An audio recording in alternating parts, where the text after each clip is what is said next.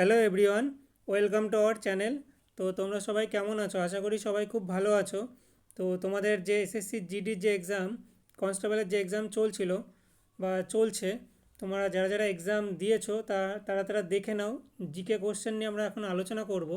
আর যারা যারা এক্সাম দিয়েছো তারা মিলিয়ে নাও অ্যান্সারগুলো। আর যারা যারা এক্সাম দেওনি তারা তারা নোট ডাউন করে নাও। তোমাদের নেক্সট যে এক্সামগুলো আছে তাদের কাজে লাগবে।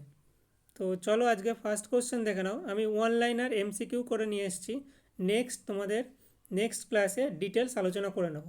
এখন তোমরা ওয়ান লাইনার হিসাবে এমসিকিউগুলো মিলিয়ে নাও। তো ফার্স্ট কোশ্চেন দেখে নাও, হুমায়ুনের সমাধি কোথায় অবস্থিত? সঠিক উত্তর হবে দিল্লি। 2 নম্বর, আনন্দমঠ উপন্যাসের লেখককে? উত্তর হবে বঙ্কিমচন্দ্র চট্টোপাধ্যায়। 3 নম্বর, লতানো গাছের উদাহরণ কোনটি? উত্তর হবে মটর গাছ। 4 নম্বর, চিল্কা হ্রদ ভারতের কোন রাজ্যে অবস্থিত? উড়িষ্যা রাজ্যে চিল্কা হ্রদ অবস্থিত। এই কোশ্চেনগুলো তোমাদের ম্যাক্সিমাম বহুবার আমরা ক্লাসে করানো হয়েছিল। 5 নম্বর দেখে নাও, চন্দ্রগুপ্ত মৌর্যের পর সিংহাসনে কে কে সিংহাসনে বসেন? উত্তর হবে বিন্দুসার। 6 নম্বর, বিন্দুসারকে গ্রিক লেখায় কী নামে ডাকা হয়েছে? তাহলে উত্তর হবে অমৃতঘাত। 7 নম্বর, যে তাপমাত্রায় কঠিন পদার্থ গলে তরলে পরিণত হয়? উত্তর হবে গলনাঙ্ক। নেক্সট, অমরবেল কোন ধরনের জীব? সঠিক উত্তর হবে পরজীবী। 9 নম্বর, মহাকুম্ভ কত বছর অন্তর হয়? সঠিক উত্তর হবে 12 বছর। 10 নম্বর, মহেঞ্জোদারোর আবিষ্কার 1922 সালে কে করেন? সঠিক উত্তর হবে রাখালদাস বন্দ্যোপাধ্যায়। তো ইতিহাসের একটা খুব ইম্পর্ট্যান্ট একটা কোশ্চেন। এই কোশ্চেনগুলো তোমাদের ক্লাসে বহুবার অফলাইন বা অনলাইন করানো হয়েছে। তো যারা যারা এই এক্সাম দিয়েছো তারা বুঝতে পারবে। তো দেখে নাও, অ্যান্সারগুলো আবার মিলিয়ে নাও। আর যারা যারা এক্সাম দেওনি তারা অবশ্যই নোট ডাউন করে নেবে, পরবর্তী এক্সামের জন্য তোমাদের খুব কাজে লাগবে। নেক্সট 11 নম্বর, তরল পদার্থের দ্বারা সৃষ্টি ঘর্ষণ বলকে কী বলে? সান্দ্রতা। 12 নম্বর, আলবার্ট আইনস্টাইন নোবেল পুরস্কার পান কোন আবিষ্কারের জন্য? সঠিক উত্তর হবে ফটোইলেকট্রিক প্রভাব।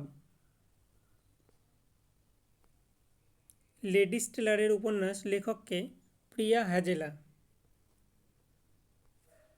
14 নম্বর, প্রথম পঞ্চবার্ষিকী পরিকল্পনা কোন মডেলের ওপর ভিত্তি করে? সঠিক উত্তর হবে হ্যারড ডোমার। তো খুব ইম্পর্ট্যান্ট একটা কোশ্চেন, তোমরা কমেন্ট সেকশানে জানাবে দ্বিতীয় পঞ্চবার্ষিকী পরিকল্পনা কোন মডেলের ওপর ভিত্তি করে হয়েছিল। 15 নম্বর, চ্যালকোলিথিক শব্দটি কোন যুগে বোঝায়? সঠিক উত্তর হবে তাম্রপাষাণ যুগ, মানে তাম্রপ্রস্তর যুগ হবে। নেক্সট 16 নম্বর, ম্যাট্রোফোন কোন ধরনের বাদ্যযন্ত্র? তন্ত্রী বা তারযুক্ত। 17 নম্বর, কুবি নৃত্য ভারতের কোন রাজ্যের জন্য বিখ্যাত? সঠিক উত্তর হবে গোয়া। রাটওয়া নৃত্য কোন রাজ্যের সঙ্গে যুক্ত? সঠিক উত্তর হবে গুজরাট।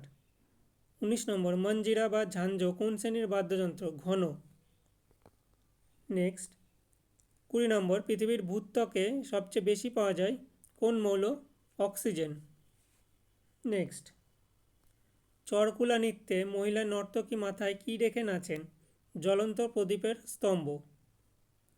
22 নম্বর, পঞ্চমহল কোন স্থাপত্য শৈলীর প্রভাবিত? বৌদ্ধবিহার শৈলী। নেক্সট 23 নম্বর, 1969 সালের আগে ভারতের একমাত্র সরকারি ব্যাংক কোনটি ছিল?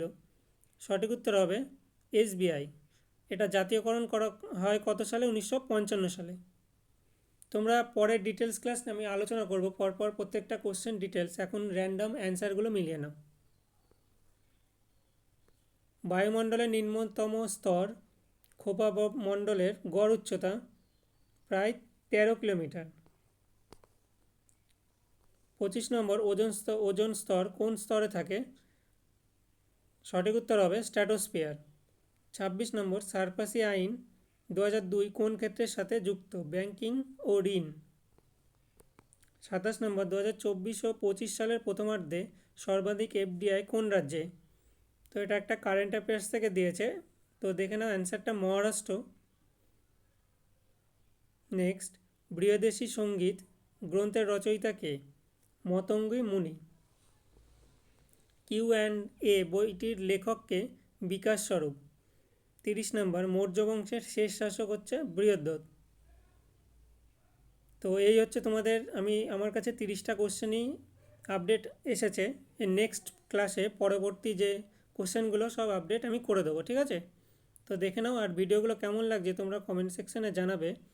আর ভিডিওগুলো ভালো লাগলে তোমরা লাইক, কমেন্ট এবং সাবস্ক্রাইব, যারা ফেসবুক থেকে পেজ থেকে দেখছো তারা ফলো করে দেবে।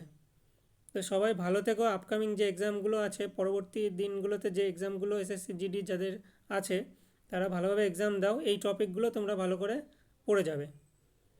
তো চলো, সবাই ভালো থেকো আর মন দিয়ে পড়াশোনা করো।